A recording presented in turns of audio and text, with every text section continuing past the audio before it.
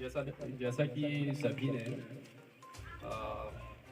Doctor Bhimrao ji के अम्बेडकर के बारे में मतलब शुरू से जो अभी तक वक्ताओं ने दिए हैं, तो मुझे लगता है कि उसके तो कल्पना करना ही बहुत मुश्किल है। वो एक भगवान के रूप में थे, तो मैं भी नहीं कह सकता। जैसे उनने संविधान की जो रचय रचयिता थे, 11 महीने 18 दिन में जो कैसे रचे होंगे, इसके पूर्व कोई सोचा नहीं होगा कि हेलो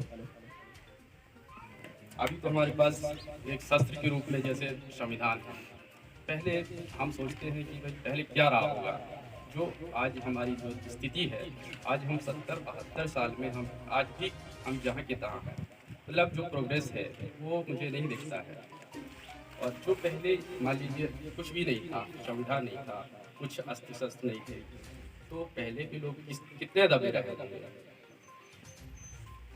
तो जिसने कदम उठाया, जो महापुरुष जैसे भीमराव अम्बेडकर जी, इतने महान मतलब एक गरीब परिवार से आते हैं, और वो इस कैसा उन्होंने सोचे होंगे कि भाई हमें क्या करना है। अपने लिए तो सभी लोग करते हैं, पर उनने एक महान जो भविष्य के लिए किए, तो उन्हीं के पद चिन्हों पे चलकर हर किसी का कल्याण हो सकता है। वो मानव के लिए किए हैं, सभी समुदाय के लिए किए हैं। मैं समझता हूँ यह हर किसी की सोच की बस की बात नहीं है। तो उनके पद चिन्हों में चलकर जैसे उनने महत्व दिए शिक्षा का। शिक्षा एक ऐसी चीज है जिसके वजह से समाज का हर दृष्टि में, धार्मिक क्षेत्र में, राजनीतिक क्षेत्र में या हर क्षेत्र में विकास हो सकता है शिक्षा के माध्यम से ही। शिक्षा नहीं है तो मुझे नहीं लगता कि हम वो अचीव कर पाएंगे। तो शिक्षा एक ऐसी चीज है जिसके पास यदि कुछ है भी और नहीं भी है, यदि शिक्षा नहीं है तो उसके पास अपार धन भी है तो कोई काम की नहीं है। तो जैसा हम भी एक गरीब परिवार से हैं, शिक्षा के माध्यम से ही यहाँ तक पहुँचे हैं। तो मुझे लगता है हर किसी को इसका महत्व समझना चाहिए, और हर परिवार में हर बच्चों को एक अच्छा एजुकेशन देना चाहिए। तभी विकास हो सकता है समाज का, और आगे अपने गांव का, फिर ब्लॉक या जिला स्तर का या देश का। शिक्षा के बगैर हम कल्पना नहीं कर सकते।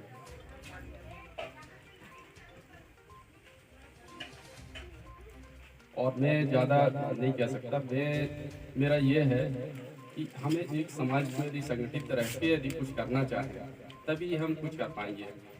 यदि हम संगठित नहीं हैं तो आज हमारी जो स्थिति चल रही है, हम 70-72 सालों से भी आज यहाँ पर खड़े हैं, तो आगे भी मुझे नहीं लगता कि हम मतलब अभी जो स्थिति चल रही है, जैसे अभी हमारा संविधान के बारे में अनुच्छेदों का कोई तोड़ मरोड़ चल रहा है, कहीं कुछ ऐसा संविधान को मतलब इस टाइप से कर रहे हैं कि भाई कोई माने नहीं है, कुछ अनुच्छेद में संशोधन कर रहे हैं। अभी ऐसा हमेशा देखने में आ रहा है। तो इसके लिए संगठित होना चाहिए, और हमारे नेताओं को, हमारे राजनेताओं को भी इसमें सहयोग करना चाहिए। क्योंकि हमारा जो नेताएं हैं, तो ये हमारी ओर से वो जरूर हैं, पर वो हमारी भाषा नहीं बोलते हैं, वो सिर्फ पार्टी की भाषा बोलते हैं। तो वो तो अपने पद बचाने के लिए, अपनी सीट बचाने के लिए ही कर रहे हैं, पर उनको देखना चाहिए कि भाई इसमें हमारे समाज की क्या स्थिति बनेगी।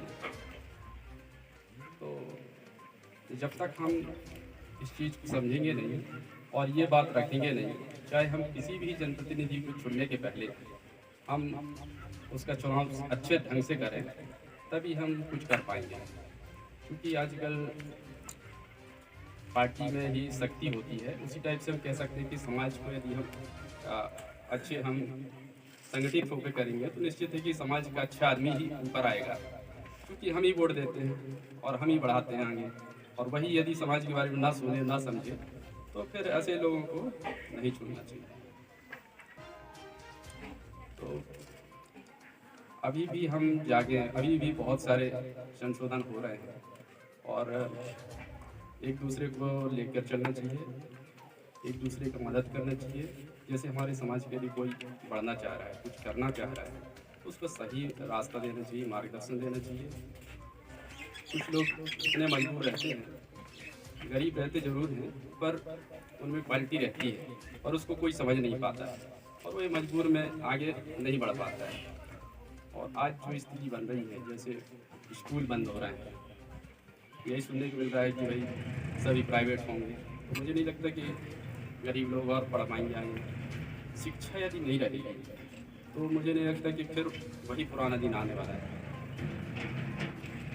तो आज अभी से ही हमें ये सोचना चाहिए कि भाई जो बाबा साहेब ने दिए हैं रास्ते, उसी के पद चिन्हों में चलते हुए यदि हम अभी भी उसको बचा सकें, आगे कुछ ना कर सकें तो कम से कम बचा तो सकें जो उन्हें दिए हैं। हमारे पास तो बहुत अभी है, आधार है, तो इसको बचाना बहुत ज़रूरी है। मैं यही कहना चाहता हूँ और संगठित होकर हमेशा काम करें और एक दूसरे का सहयोग करते रहें। समाज को हमेशा, जब तक हम अपने समाज को नहीं समझेंगे तो दूसरा समाज को समझेगा ही नहीं, क्योंकि हमारा समाज एक बहुत निचले स्तर माना जाता है। और मानव तो ऐसा है, सबसे बड़ा धर्म होता है मानव धर्म। यदि हम मानव की यदि सेवा नहीं कर पाए या उसके कुछ काम नहीं कर आ पाए तो कोई भी धर्म श्रेष्ठ नहीं है। बस मैं यही कहता हूँ।